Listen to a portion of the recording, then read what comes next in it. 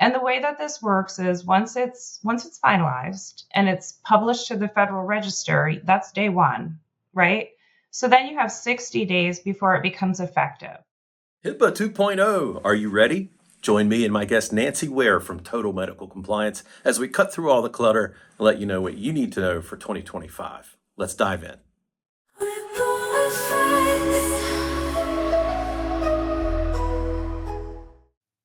Welcome back to another episode of RippleFX. Our guest today is Nancy Ware with Total Medical Compliance, and she is my go-to person for all things HIPAA. She's just a great resource for me.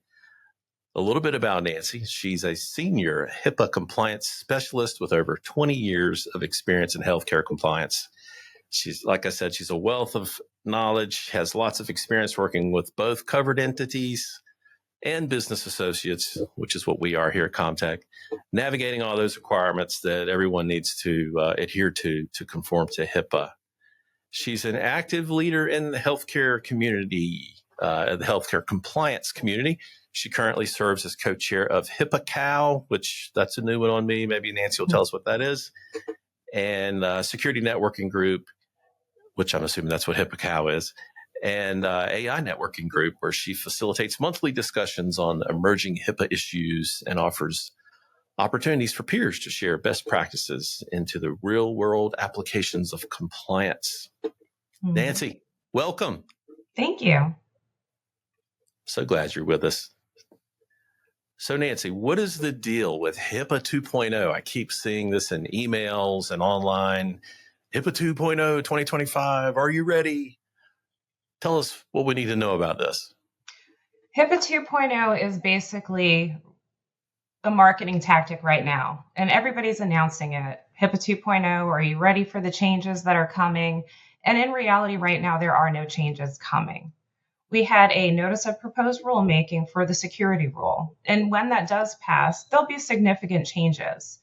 However, right now, we've just closed the commenting period for this, March 7th. And there's a lot of work to be done. So there's no date. Nobody has anything in mind right now. Timothy Noonan, who is let me make sure I get this right. He is the Director of Health Information and Privacy at OCR. He updated everybody at the 42nd Virtual HIPAA Summit. They received over 4,700 comments for this rule. Wow. So basically, the next steps are they need to take those comments and they're going to categorize them and then they're going to review them. You can imagine that's a huge undertaking. So he said they will read every single comment and then they will make their decisions. However, there's no timeline for that right now. So being aware is great, but to be honest with you, there's nothing to be, are you ready yet? That's a lot of comments to read, 4,700. Yeah. Okay. So we don't know for sure that it is a 2025 event necessarily. Not at all. Okay. Not at all. We also have some executive orders. So we do have an executive order for the 10-to-1 Deregulation Act. We also have a freeze on adding anything to the Federal Register right now. So with those two things competing, trying to guess a timeline is really going to be hard right now. We're seeing a lot of things happen, so we just have to sit and kind of relax and wait and see what the final outcome is going to be. Okay, so everyone can take a deep breath. Absolutely. But Nancy, is it one of those situations? It's not a matter of if, but when kind of thing. And see, it's even hard to speak to that because if you remember back in 2021, there was the privacy rule updates and everybody was getting ready for the privacy rule updates and they never happened. I do believe that the security rule is going to be more important right now because it's been a long time since there's been an overhaul. So I don't see it disappearing completely. I don't know how much it'll be amended, but nobody has any idea when this is going to pass. Okay.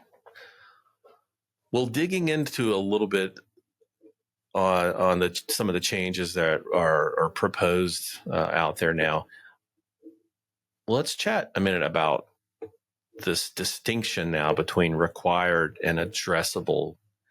Can you elaborate on that? Is that I think that's some new language to deal with. It is. Yeah. Right now, when you are going through and putting all your security in place, when you go through it, you'll see certain things are required. And that means you have no flexibility. The way that it's said that it needs to be done is the way that it needs to be done. You also have addressable things. And what that means is not that you have to ignore it, but that you don't necessarily have to implement it the way it's suggested. You can find an alternative way to do it that is going to be just as safe.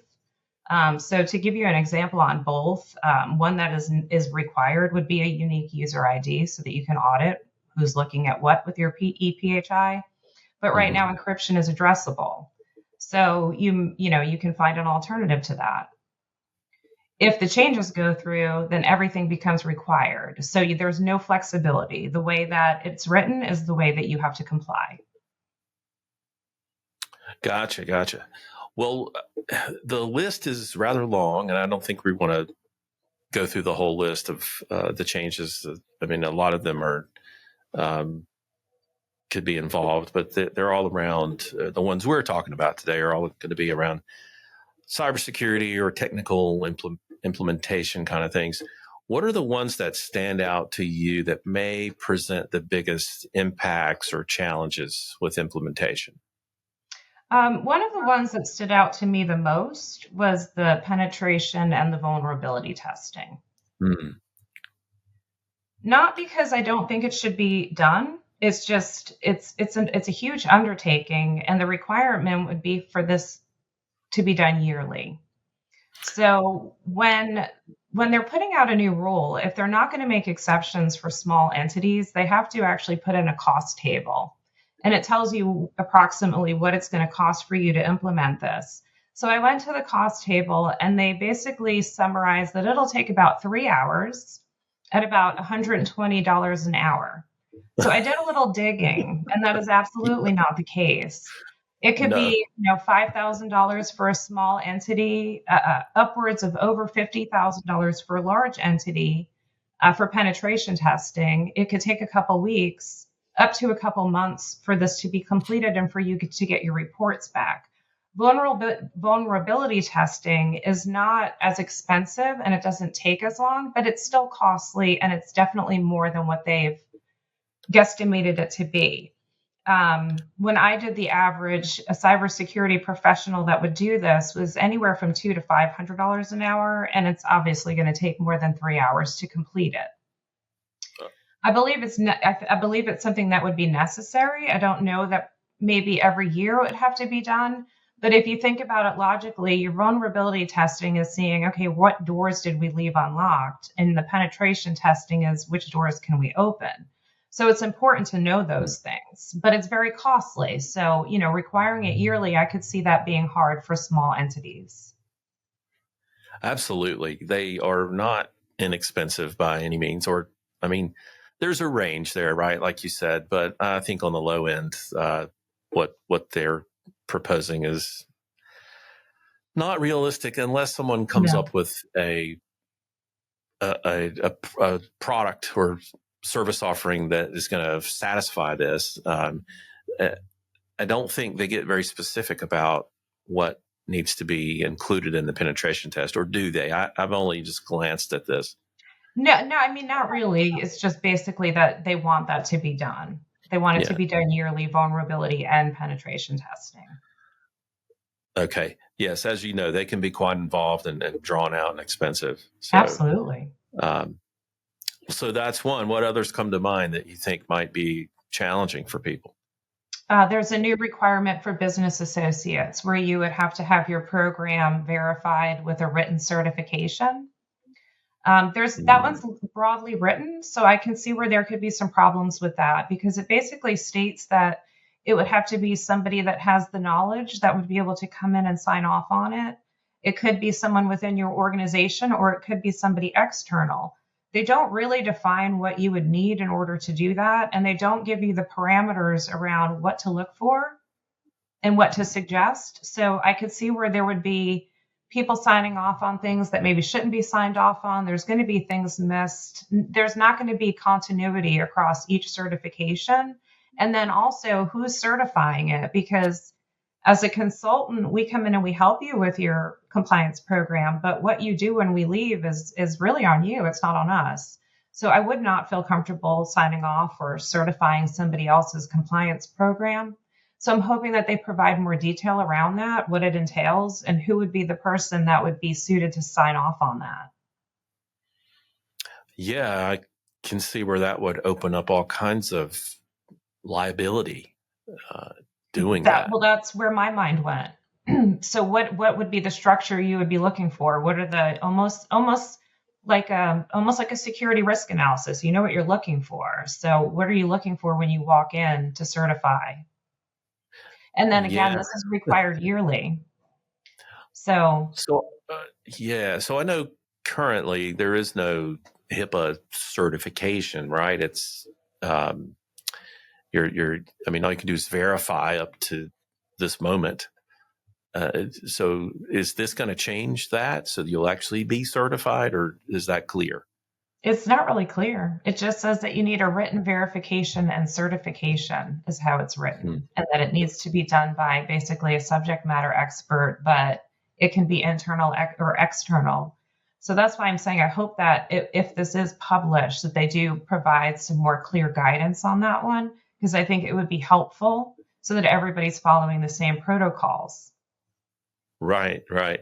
Interesting. Maybe they'll provide more guidance on that as we get closer.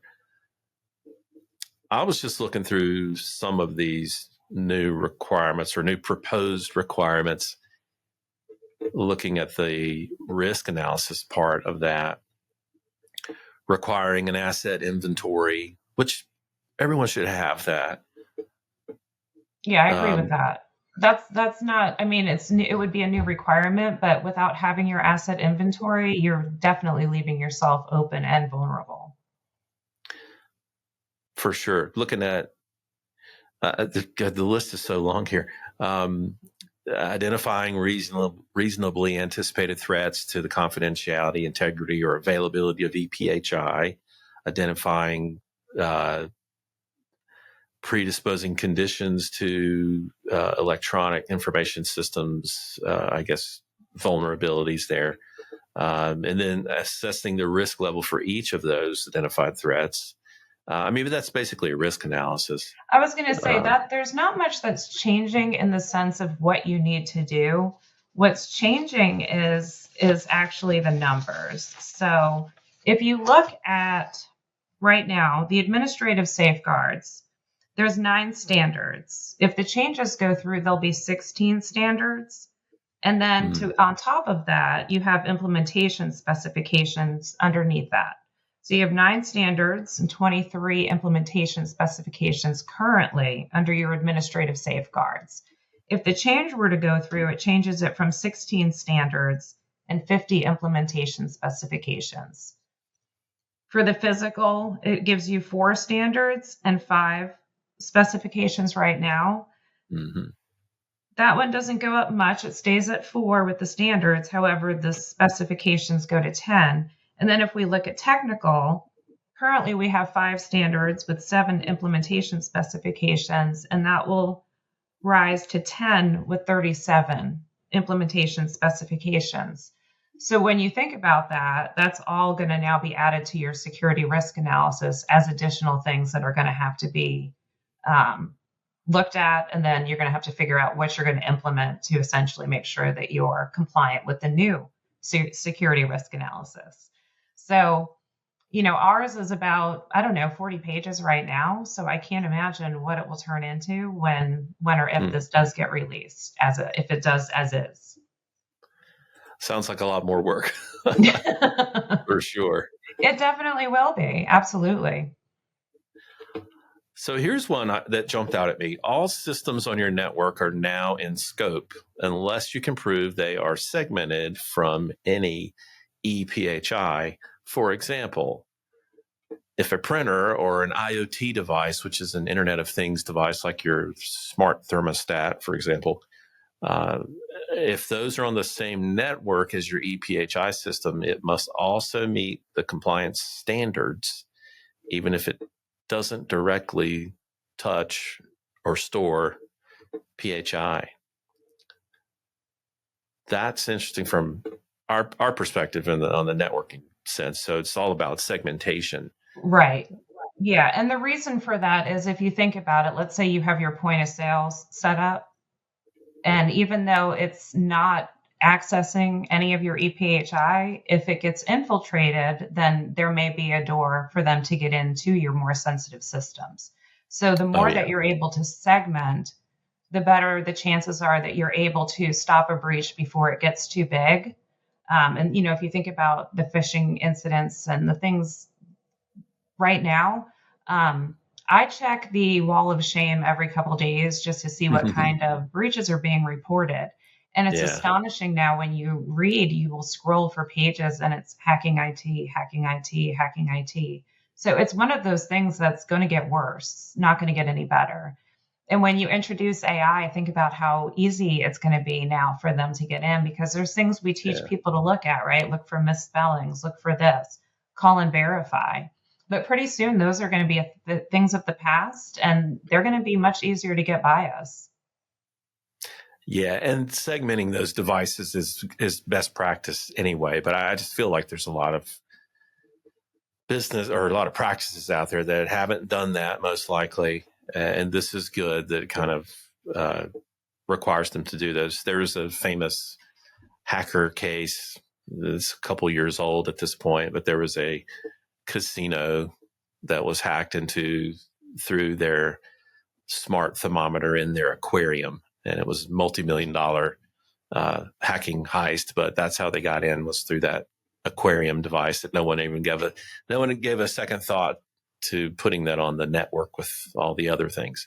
So that's actually interesting, but you're right. Those are the things that you don't think about, because what you're thinking about is putting the security around anything that's housing the PHI and the sensitive information, not the other things that are housed on that server.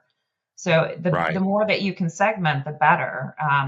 This is one that I do agree with. Again, I would like to see the costs and how practices will be able to do that, along with adding all of these other requirements. I think that's where the concern is not the changes, because they need to happen. It's the amount, and then the amount of money that everyone's going to have to put out. Exactly. Something else that I made a note of, the new 24-hour notification requirement. Talk to us about that. Or how is that different from before? I'm sorry, I'm not the HIPAA encyclopedia that you are. Yeah, no, absolutely. So the way it's written right now is that when either a covered entity or a business associate has a breach, you have 60 days to report it to HHS. And then depending on the size, whether over or under 500, you have, I'm sorry, let me start that over again. The way the breach rule is written right now is that you have 60 days to notify your patients of a breach. So if you're a covered entity, right?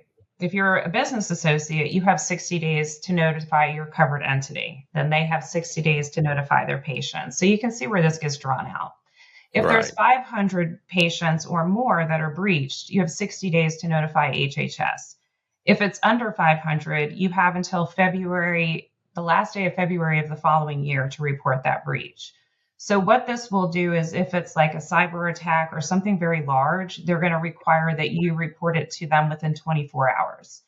And this is so they can actually help and possibly step in if needed. If you look at the change breach, how many people stepped in for that? There was the FBI, the DOJ, everybody was in there helping with that. So the sooner that you can notify HHS, the more help that you might be able to get, especially for larger organizations. That breach can be catastrophic. With that, the BAAs will need to be updated, I'm assuming. Yeah, so you would have to put that in the BA agreement, basically stating if it was coming from you that you would notify them within the 24 hours. And on the covered entity side, they would make it a requirement that you notify them. So vice versa. Right.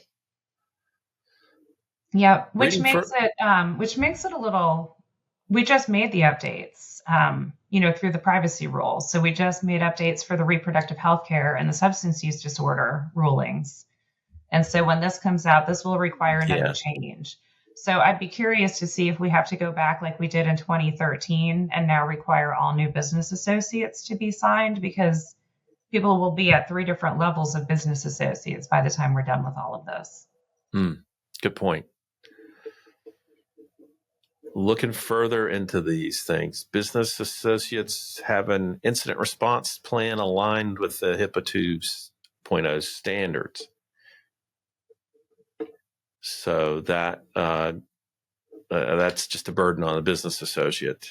So, and normally, most business associates have that. It's essentially like your disaster recovery plan. Yeah. But the requirements are essentially for both the business associate and the practices to have an incident response plan and to make sure that it works. So it's not something that you just plan out in theory. You're supposed to test it from time to time, and then you're supposed to update it as incidents happen. So it's almost like you're learning from it. And then what did you learn from it? What are you going to change to make sure that you try to mitigate this and hope that it doesn't happen again? Because we can never say that nothing's ever going to happen again, no matter what we put around it. So the covered entity has the same requirement in this ruling. But what they're asking is for the covered entity to have the business associate prove that they have one now. So essentially, we can't just assume that you have one. I'm sure you probably get third-party questionnaires. That's typically what's done now. But now I think what they're looking more for is the actual, not just taking your word for it, but supplying all of the evidence. So you would supply your incident response plan and your verification and your certification. Right. So the BAs or business associates need to include that in their agreement or submit all that to their covered entity. How's that? So the way that it's written is essentially that the covered entity should be requesting that from you. And then for the verification and certification is that you should be ensuring that all of your covered entities get this yearly. So once it's completed, then you would have to figure out, okay, now we have to send it out to all of our contacts. Makes sense. Okay. Mm-hmm. Nancy, what others do you want to chat about today that might be of concern or worth noting? So I was actually looking at the required encryption of ePHI at rest and in transit with limited exceptions. And this is another one that I absolutely agree with. Prior to, it was inaddressable because when this first came out, encryption was pricey. A lot of practices could not afford it. But today, with the way things are, a lot of it comes with your subscription. If you're a Microsoft user, you can add that where you have the encryption on not only your emails, but your computers and your mobile devices as well. I think it's extremely important. And I think that whether this is a requirement or an addressable going forward, I feel that it's something that everybody should follow. It's just a level of security that you can't really get much above. And what I like about it personally is, a lot of times now we're having theft. A lot of people are getting their computers stolen. We have cell phones being lost. And if everything's encrypted, you can simply log on, remote wipe, get the things off the computer, shut it down so that if somebody was to open it up, they can't do anything with it. And then the nice thing about that as well is if you can prove that the decryption key wasn't accessed, it's not a reportable breach. So to me, This is just one of those ones that makes perfect sense. And I think seeing it as a requirement would be huge. Yeah, that's just kind of a no-brainer one there. So that's good stuff. So Nancy, this is all good stuff. And to kind of wrap it up, what would you give us as the main takeaways or advice to people that are getting bombarded with all the HIPAA 2.0 marketing hype? My advice would be, if you can attend a webinar, absolutely do it. There's nothing wrong with learning what's going to come out there. You just have to know that none of this is going to be required anytime soon. And the way that this works is once it's finalized and it's published to the Federal Register, that's day one, right? So then you have 60 days before it becomes effective. So that's giving us 60 days to go through this rule, read it, learn it, figure out what we have to do. And then from there, you have another 180 days to meet the compliance date. And what that is that's the date where you have to have everything in place or you can be fined for not having it in place. So essentially, once it's released, we have 240 days to get ready. So there's plenty of time to prepare, but there's a ton of information out there now that you can get in front of and learn and try to make plans to see if this is stuff that you can implement or how you might be able to implement it now anyway, because cybersecurity is the future, and the more that we can guard our EPHI, the better.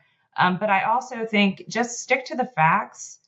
Pay attention to HHS. They'll be the ones that will release everything. They have a great fact sheet out there right now. And it goes through all of the stuff that we've just talked about in more detail so that somebody doesn't have to sift through, 300 pages of a proposed ruling.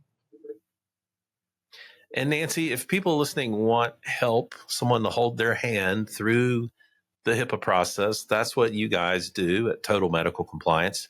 Take just a moment or two and tell us how you do that.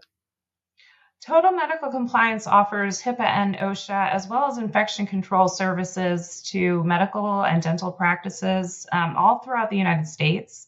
And we have different programs, so we can be as involved or as uninvolved as you want. We sell binders. We have online manuals that can help put your compliance programs in place, or we have live consultants that come out and train and work with you so that your binder is done. All your policies and procedures are in place when we walk out the door.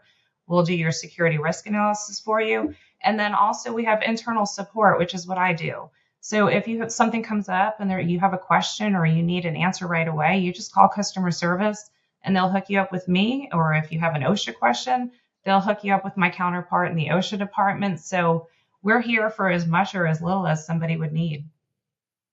Fantastic. And you guys help us as a business associate, as an MSP that's trying to adhere to HIPAA for our clients that are covered entities. And you guys are fantastic. So thanks. Use me as a We enjoy reference. working with you too. All right. To our viewers, Nancy Ware, I'll post Nancy's contact info in the comments and a link to their website. Nancy, thank you so much for being with us today. And thank you for having me. Appreciate it. All right. Thanks.